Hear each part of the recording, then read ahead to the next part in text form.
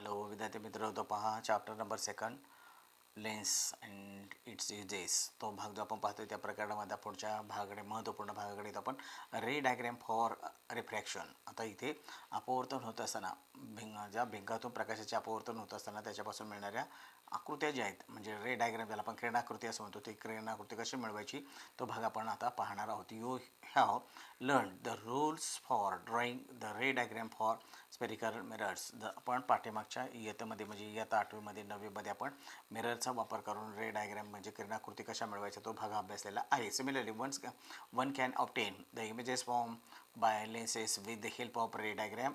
इथे आता आपल्याला या पद्धतीने आपल्याला ज्या भिंगांचा वापर केल्यानंतर इमेजेस कशा मिळतात, तो इमेजेस मिळवण्यासाठी आपल्याला त्याचा नियमांचा वापर करून आपल्याला सहजपणे त्या डायग्रॅम मिळविता येतात. One can obtain the position, size and nature of the images with the help of this diagram. नंतर मग पुढे आपल्याला ह्याच डायग्रॅमचा वापर करून आपल्याला position and size and nature of the images with the help of ray diagram आपल्याला सहजपणे मिळविता येऊ शकतात. म्हणजे आपण एखादी डायग्रॅम मिळवल्यानंतर, रे डायग्रॅम काढल्यानंतर आपल्याला ती इमेज जी असते त्या इमेजची पोझिशन कुठे आहे, म्हणजे नेमकं स्थान कोणतं आहे, त्याचा आकार कसा आहे आणि त्याचे स्वरूप कसे आहे हे आपल्याला माहिती मिळणार आहे. म्हणजेच आपल्याला त्या इमेजेस जे आहेत त्याची position of the image, size of the image and nature of the image हे आपल्याला त्यातून मिळणार आहे. आणि त्यासाठीच आपल्याला ह्या रे डायग्रॅम ज्या आहेत त्या मिळवायच्या आहेत. त्या कशा मिळवल्या जातात त्याची माहिती आपल्याला पुढे दिलेली आहे. त्याच्यामध्ये images form by convex lenses अत्यंत महत्त्वपूर्ण मुद्दा आहे. याच्यामध्ये आपल्याला काय पॉईंट पाहायचा की बहिर्वक्र भिंगाचा वापर करून मिळणाऱ्या किरणाकृती प्रतिमा त्या इथे आपल्याला कशा मिळवल्या जातात त्यासाठी महत्त्वाचा भाग आपल्याला इथे 3 नियम दिलेले त्यांचा वापर करायचा आहे. रे diagram by using the convex lens. आता बहिर्वक्र भिंगाचा वापर करून किरणाकृती प्रतिमा मिळविणे. त्यातला पहिला भागाला याच्यावरती आपल्याला एकूण 6 इमेजेस जे आहेत त्या 6 इमेजेस दिलेल्या आहेत. त्यातून आपल्याला कोणती इमेजेस कधी परीक्षेला सहजपणे विचारली जाऊ शकते. त्यामध्ये त्याला 3 मार्क्स असतात. आणि ती प्रतिमा मिळवल्यानंतर आपल्याला position of the image, size of the image and nature of the image हे तिन्ही घटक महत्त्वपूर्ण एकाखाली एक त्या रे डायग्रॅमच्या खाली पूर्ण करायचे आहेत. आता ह्या रे डायग्रॅम मिळवण्यासाठी आपल्याला पहिला नियम वापरायचा आहे. तो कोणता आहे तो आपण इथे पाहूया. इथे पहिला नियम दिलेला आपल्याला पहा. ती रे डायग्रॅम मिळवताना आपल्याला काय करायचं आहे त्याच्यामध्ये पहिला भाग घेतला आहे. When the incident ray is parallel to the principal axis. Roll number first इथे आपल्याला दिलेले आहे पहा. रोल नंबर फर्स्ट इथे आपण त्याला ब्रॅकेटमध्ये टाकूया. त्याच्यानंतर रोल नंबर सेकंड आहे इकडे आणि नंतर हा तिसरा ह्या बाजूला इथे दिलेले आहेत आणि त्यांच्या डायग्राम इथे आपल्याला दिलेल्या आहेत. आता फर्स्टमध्ये काय म्हटलं पाहिजे, when the incident ray is parallel to the principal axis the refracted ray passes through the principal focus. आता इथे एक आपल्याला काय सांगितलं आहे की ज्या वेळेला समांतर असलेला प्रकाशकिरण इन्सिडेंट रे जो अपातिकिरण, जो मुख्य अक्षाला काय समांतर आहे असा मुख्य अक्षाला समांतर असलेला अपातिकिरण अपवर्तनानंतर मुख्य नाभीतून जातो. हा पहिला भाग आहे. म्हणजे ह्या पहिल्या अटीची पूर्तता करायची आपल्याला. त्याच्यानंतर मग आता पहिली अट जी आहे तीच आपल्याला इथे अट जी आहे ती आपल्याला उलट करून दिलेली आहे पहा. The incident ray passing through the focus इथे दिलेलं आहे. When the incident ray passes through the principal focus is refracted ray is parallel to the principal axis. म्हणजेच काय की ते इथे इन्सिडेंट, आता रोल नंबर सेकंड दिला आपल्याला. Incident ray passing through the focus after refraction it becomes parallel to the principal axis. तो काय होणार, मुख्य अक्षाला समांतर असणार. म्हणजे पहिला जो घेतला आपण incident ray parallel to the principal axis, अपातिकिरण जो मुख्य अक्षाला समांतर आहे, अपवर्तनानंतर तो मुख्य नाभीतून जातो. तोच आपल्याला रूल जो आहे तो अगदी उलट करायचा आहे. अपवर्तनानंतर मुख्य नाभीतून जाणारा किरण अपवर्तनानंतर मुख्य अक्षाला समांतर होतो. आणि नंतर पुढे रोल नंबर तिसरा जो आहे, when the incident ray passes through the optical centre of the lens it passes without any deviation or changing its direction. तिथे त्या ऑप्टिकल सेंटरमधून म्हणजे प्रकाशीय मध्यातून जाणारा प्रकाशकिरण हा विचलित न होता सरळ रेषेत पुढे जातो. हा नियम क्रमांक 3 आहे. म्हणजे तो आपण इथे जर पाहिला तर इन्सिडेंट रे हा जो आहे तो असा आला की जो ऑप्टिकल सेंटरमधून जाणार आहे प्रकाश किरण तो विचलित न होता किंवा डेव्हिएट न होता सरळ रेषेत पुढे निघून जातो. असा रूल नंबर 3 आहे. आता पहिला घेतला आपण, जो मुख्य अक्षाला समांतर असलेला आपतिकिरण अपवर्तनानंतर मुख्य नाभीतून जातो तोच उलट करायचा आहे. मुख्य नाभीतून जाणारा इन्सिडेंट आपतिकिरण हा मुख्य अपवर्तनानंतर मुख्य अक्षाला समांतर होतो. आणि तिसरा नियम काय घ्यायचा आपल्याला, प्रकाशामध्यातून जाणारा किरण विचलित न होता सरळ रेषेत पुढे जातो. अशा 3 नियमांची अटीची पूर्तता आपल्याला ह्या तिसऱ्या नियमाचा फारसा वापर करावा लागत नाही, परंतु ह्या 2 नियमांचा वापर करून आपल्याला त्या प्रतिमा मिळविता येतात. म्हणजे रे डायग्राम जे आहे ते आपल्याला सहजपणे मिळविता येतात. त्याच्यामध्ये रे डायग्राम मिळविताना आता काय करायचं पहा, इथे आपल्याला ते मेथड दिले, त्या मेथडचा वापर करण्यापूर्वी आता इथे आपण पहिली इमेजेस घेऊया. पहा इथे हे आपल्याला दिले real image form by convex lens. आता इथे पहिल्यांदा आपल्याला ही जी काय आकृती दिली आहे त्या आकृतीच्या माध्यमातून आपण पाहूया. इथे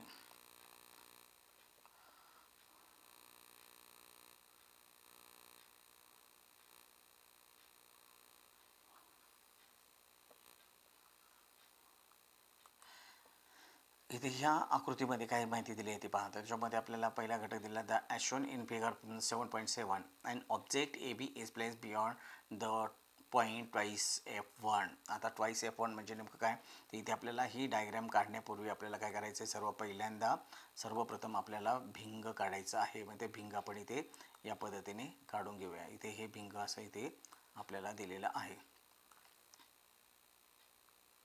त्याच्यानंतर पुढे काय करायचं, भिंगाचा ऑप्टिकल सेंटर जो आहे तो विसरायचा नाही. म्हणजे भिंगाची निम्मी बाजू वर बरोबर आली पाहिजे आणि निम्मी बाजू खाली आली पाहिजे, तसेच उजवीकडे तसेच डावीकडे आली पाहिजे. म्हणजे असं होतं का म्हणे की ते एका बाजूला भिंग सरकले किंवा भिंग तिरकं झाले वगैरे, असं करायचं नाही. तर त्याचा जो काय सिमेट्रिकल ॲक्सिस जो असेल तो बरोबर perpendicular to the principal axis असं घ्यायचा आहे.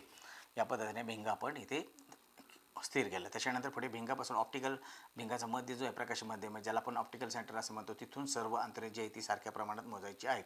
म्हणजे तुम्ही इथे F1 घेतलेला आहे, हा F1चा पॉईंट तुमचे इथे घेतलेला आहे, तर तेवढ्याच अंतरावरती आपल्याला इकडे दुसऱ्या बाजूला दुसरा F1 घ्यायचा. म्हणजे 2 नाभ्या घ्यायच्या, F1 आणि F2. आता हा F1 जो घेतला आहे तेवढ्याच अंतरावरती आपल्याला काय करायचं आहे, ट्वाईस F1 हा पॉईंट घ्यायचा आहे. त्याच्यानंतर तेवढ्याच अंतरावरती आपल्याला ट्वाईस F2 हा पॉईंट घ्यायचा आहे. असे पॉईंट आपल्याला स्थापित करायचे आहेत. हे अंतर घेताना आपल्याला अंतर किती घ्यायचं आहे, कमीत कमी 2 सेंटीमीटर आणि जास्तीत जास्त 3 सेंटीमीटर अंतर आपल्याला घ्यायचं आहे. अशा पद्धतीने आपण हे पॉईंट सगळे स्थापित केल्यानंतर म्हणजे काय काय करायचं पहा, भिंग घेतला, ऑप्टिकल सेंटर घेतला, F1 पॉईंट घेतला आहे, तेवढ्याच अंतरावरती आपल्याला F2 घ्यायचा आहे. तो पण आपल्याला ओपासून मोजायचं हे लक्षात ठेवा. म्हणजे ऑप्टिकल सेंटरपासून मोजायचं आहे. नंतर आता ओपासून एफपर्यंतचं अंतर जे घेतलं आहे तुम्ही, the distance between O and F, म्हणजेच काय, optical centre and the focus or focal point of the lens is called as focal length. ही नीट लक्षात घ्या. मग ती फोकल लेंथ जी आहे तेवढ्याच अंतरावरचे इकडे आपण फोकल लेंथ घेऊन ट्वाईस F2 बिंदू स्थापन करायचा. तसंच ह्या बाजूला देखील आलं लक्षात. त्याच्यानंतर आता तो पदार्थ जो आहे तो कुठे घेतला आपण, बियॉन्ड द ट्वाईस F1. आता इथे आपण तो पदार्थ जो आहे तो पदार्थ इथे ठेवलेला आहे.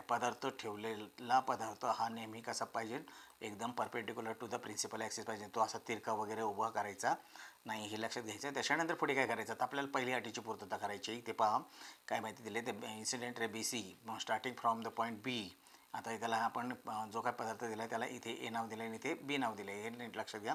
म्हणजे आपण त्याला खालच्या बाजूचा पॉईंट जो आहे त्याला आपण A लेबलिंग केलेलं आहे आणि वरच्या पॉईंटला आपण B लेबलिंग केलेलं आहे, नीट लक्षात घ्या.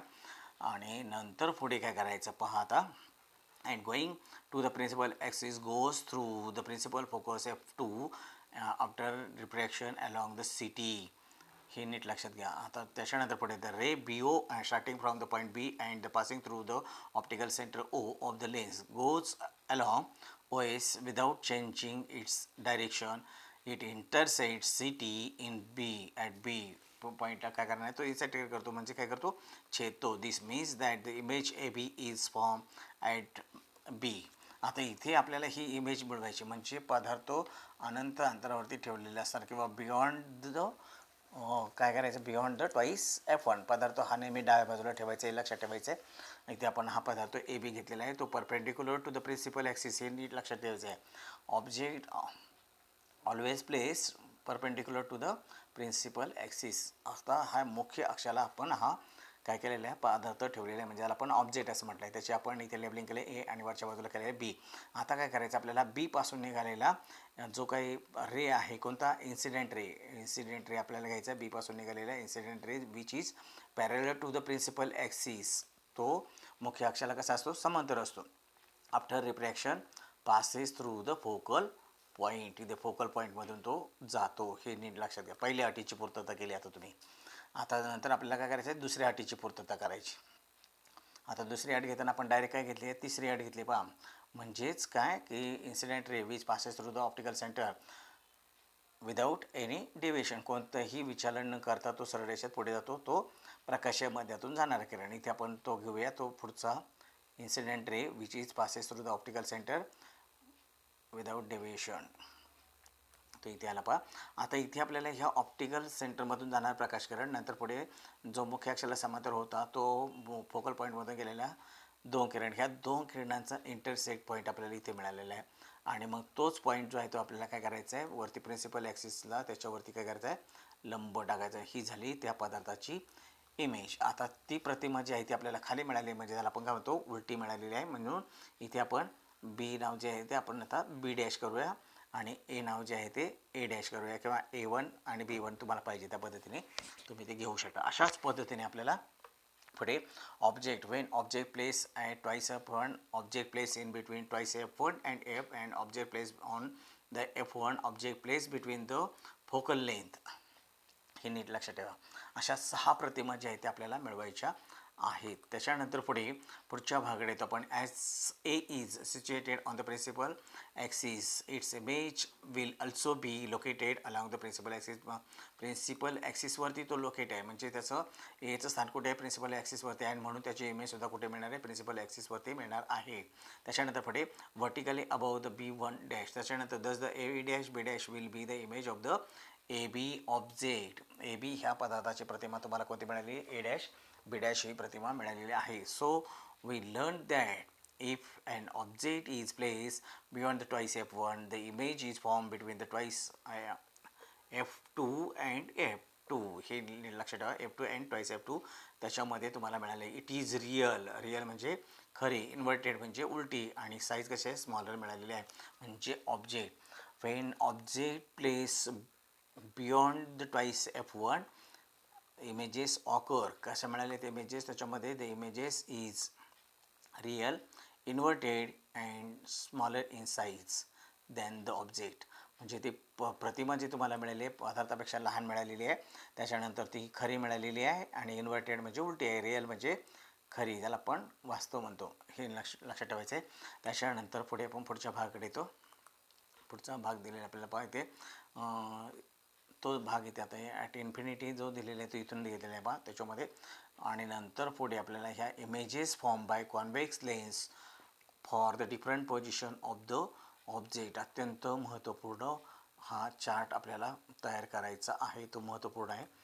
संपूर्ण चार्ट हा महत्त्वाचा आहे. आणि मग तिथे आता तुम्हाला एक होमवर्क देणार आहे, तो तुम्ही उद्या ज्या वेळेला शाळेत येणार आहात त्यावेळेला ह्या 6 प्रतिमा तुम्हाला पूर्ण करून आणायच्या आहेत. ह्या 6 प्रतिमा, त्याच्यामध्ये पहिली प्रतिमा मिळवायची आपल्याला पोझिशन ऑफ द ऑब्जेक्ट इथे दिलेला आहे पहा. Position of the object infinity म्हणजे अनंत अंतरावरती ठेवला असता मिळणारी प्रतिमा. त्याच्यानंतर बियॉन्ड द ट्वाईस F1 आत्ताच घेतलेली आपण. नंतर पुढे ट्वाईस F1 म्हणजे 2 F वर ठेवले असतात. त्याच्यानंतर पुढे between the F1 and twice F1 पदार्थ F1 आणि ट्वाईस F1 यांच्या दरम्यान ठेवला असता. नंतर पुढे at focal point F1 and in between the focal length that is F1 and O यांच्या दरम्यान ठेवल्या असता मिळणाऱ्या प्रतिमा. अशा ह्या प्रतिमा ज्या आहेत त्या 6 प्रतिमा तुम्ही त्या पूर्ण तयार करायच्या आहेत. मी त्या तुमच्यानंतर चेक करणार आहे. त्याच्यानंतर पुढे प्रत्येक प्रतिमा मिळवल्यानंतर, म्हणजे तुम्ही ॲट इन्फिनिटी असा ऑब्जेक्ट घेतला, त्याची प्रतिमा मिळवली. त्याची प्रतिमा मिळवल्यानंतर त्या प्रतिमेच्या खाली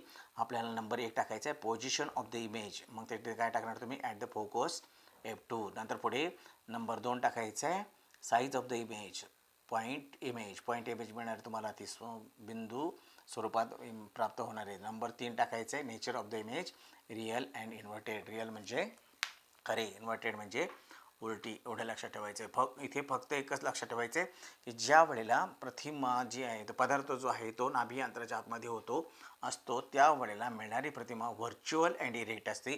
बाकी सर्वच्या सर्व पाचही प्रतिमा ह्या कॉमन आहेत हे लक्षात ठेवायचं. त्यातला फरक हा महत्त्वाचा एवढा भाग लक्षात ठेवायचा की तिथे व्हर्च्युअल अँड इरेक्ट असते.